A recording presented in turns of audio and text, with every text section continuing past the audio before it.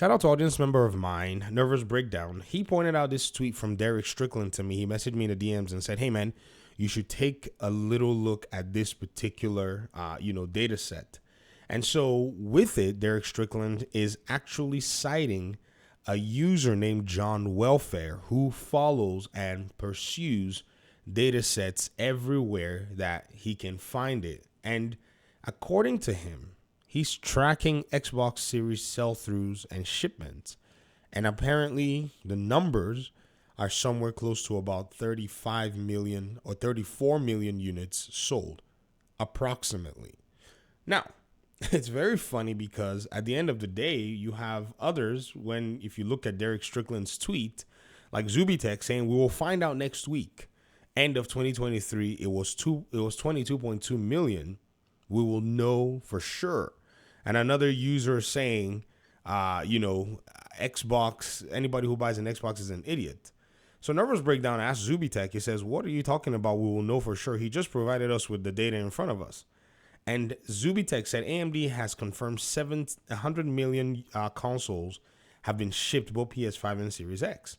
When we find out PS5 shipments in December 2024, we can minus it from 100 million, and Xbox Series sales are calculated accordingly and accurately. This person said, "Exactly. Thankfully, one of these companies is actually transparent with their data." Well, yes, if you subtract it, you're going to be, surprised what you're going to find. Now, the question though is, with the over 100 million, that's what they said. I don't think they said 100 million. They said over 100 million, right? Over 100 million. So there's still room in that regard for even, PlayStation and Xbox to probably have more than we actually know of, or Xbox to have more, because if PlayStation is already transparent at about 70 million, then it's 30 something million. So there really is no qualms about it. And I think basically what you're seeing is that the Xbox Series consoles are more than likely going to go ahead and land on the around 60 million units at the end of the day. Now, the rub in this whole conversation is, for the most part, a lot of narratives are breaking and falling apart. And I'll tell you why. At first, it had been claimed that exclusivity was going to go ahead and get the job done. But the reality is exclusives are no longer the focus of Xbox and the focus of PlayStation. They are now porting their games to PC and other consoles. PlayStation has ported in the last few years about 3 of its games, or allowed for 3 of its games to be ported to be published to Xbox. Let me put it that way. I'm very careful with the language, because PlayStation did the porting of MLB The Show, and that game is on the Xbox console and the Nintendo Switch console. In the case of Death Stranding, Kojima Studio basically took a PlayStation game and was able to acquire the license for it a few years back in order for them to be able to publish it on Xbox. Then Ilphonic, who developed Predator Hunting Grounds for PlayStation, also acquired the publishing rights and were able to port it to Xbox.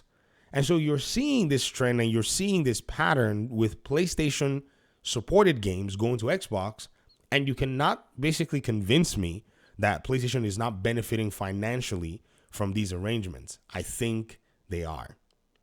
The crazy thing in this conversation, and this is a comment that I saw from when I was reading Jez's article from a few days ago. I could not finish that article because Jez was basically saying some really strange stuff.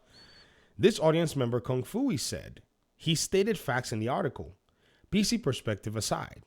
Well, why would we remove PC perspective? This is the problem that we have in this conversation.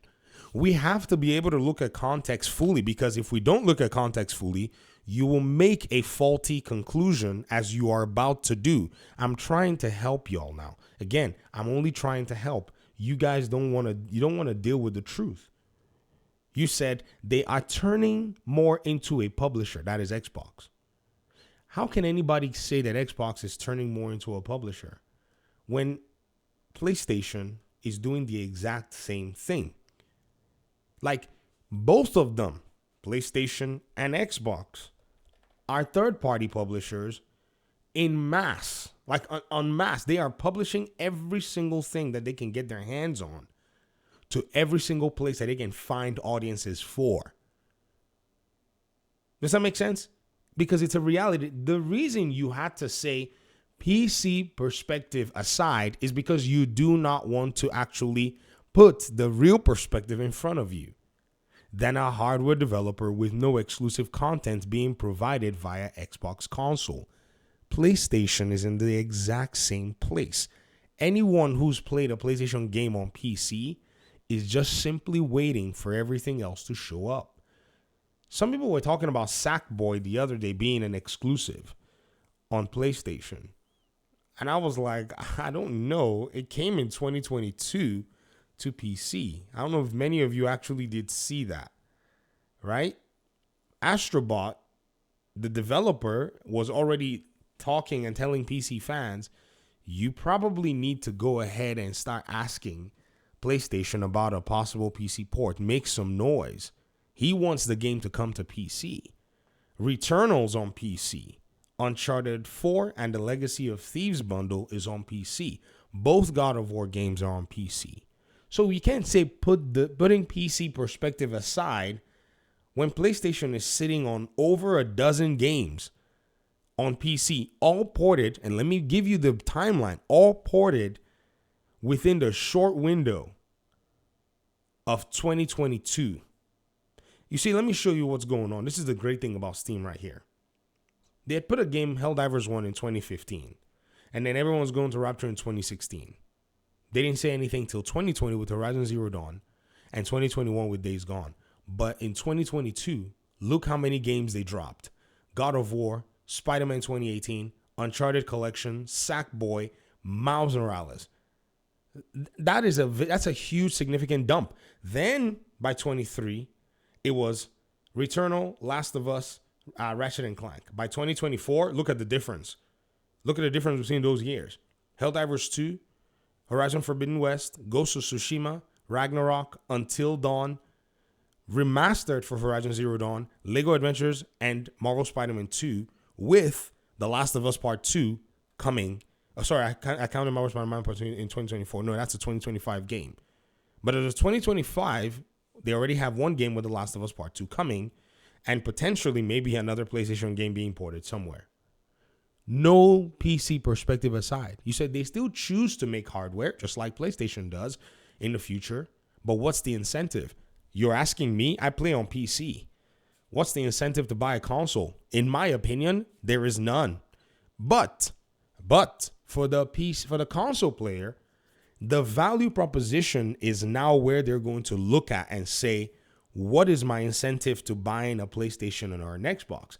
If you want to maintain your library on PlayStation, by all means, you're more than likely going to buy one. If you want to maintain your library on Xbox, you're going to buy one. It's what someone called sunk cost fallacy. I don't know if that's actually the way you determine it. But the proposition on Xbox for the Xbox user is Game Pass. I would know because I have Game Pass on PC, and I looked and said if I would ever even invest in any console from a fiscal and a financially savvy perspective, the Xbox consoles do it. In fact, I've only recommended one console, and that's the Series S, because from a financial perspective, that console just does it. Small 289 device, you can get Game Pass. You don't have to spend a bunch of money buying a lot of, games, and it's just a gaming device that can get you into this generation for a very minimal cost. You said the environment has changed for all consoles and will undoubtedly continue to change at the detriment of them. I don't know about detriment. I think people are still going to patronize consoles, but it doesn't seem that we're seeing a detriment. What we're seeing continuous tracking and shipments between these two consoles, but what we're also seeing is we're seeing heavy market pressure on the sales of their software. That's where the discrepancy is. They're not pushing as many software pieces as they would love to. And the answer is very simple. Why? The live service invasion has pretty much become a problem. If you don't see this problem, right? If you don't factor this problem in to your analysis or into what you're, trying to make sense of, you're going to draw faulty conclusions. There's just no way anybody can tell me that when you look at your player base every year, we're 14 million users, and this is from Call of Duty's numbers in 2022, when the FTC trial came out that about 14 million players bought Call of Duty. And then you go in there and you launch Marvel Spider-Man or you launch God of War Ragnarok at $70. Many of them are not going to buy it at full price. This is why if you look at the engagement tracker for January 25th, 2025, God of War Ragnarok finally came into 13th place. Formerly, its rank was number 29. Okay? It finally came into, in terms of the top 15 games. And I'm certain almost that because it went on a sale, that's why it got treated that way. Whereas Call of Duty, Fortnite, GTA 5 Remastered, Marvel Rivals, Roblox, Minecraft, NBA 2K25, and these other games that are community games, they basically are the games that are being played across the board on the consoles. I mean, on Xbox's side, in all fairness, another single-player game made it in there. Ninja Gaiden 2 Black, that was also on Game Pass, so that one basically got its shine for now. Diablo 4 showed up as well, too, being in number 28 position on the Xbox side. So there's a big tussle between live service games and single-player games, and if nobody is actually going to factor these into their analyses, they're going to be lost. So you can sell as many consoles as you want. That's actually where the shock is. That even if Xbox was selling as many consoles as PlayStation, they'd still be looking for where to go ahead and sell their software. Isn't that crazy? They would still literally be looking for where to go sell their software, even if they had by now 60, 70 million consoles sold.